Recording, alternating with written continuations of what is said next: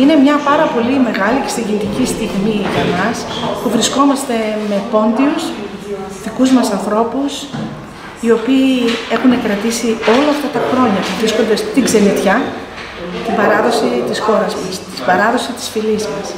Εγώ θα τραγουδήσω ελληνικά τραγούδια, ύμνους και ένα ποντιακό τραγούδι που αγαπώ πάρα πολύ και για μένα είναι πολύ μεγάλη τιμή να βρίσκομαι με ανθρώπους που παρόλες τις δυσκολίες και παρόλο το ότι βρίσκονται τόσο μακριά από την Ελλάδα, μέσα στην καρδιά τους κουβαλάνε πάντα και παντού τη χώρα μας.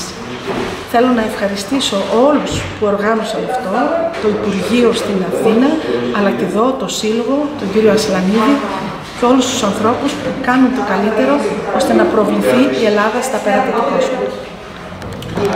Είναι μεγάλη μας χαρά και τιμή που βρισκόμαστε στο Βλαντικαυκάζ, στην πατρίδα των προγόνων μας, σε μια πολύ σπουδαία συγκυρία, σε ένα πολύ σπουδαίο σημείο για τον ελληνισμό, για τον Πόντο. Εγώ προσωπικά και η Σόνια προερχόμαστε από το ιστορικό γένος των Ποντίων. Κάνουμε το αυτονόητο σήμερα εδώ.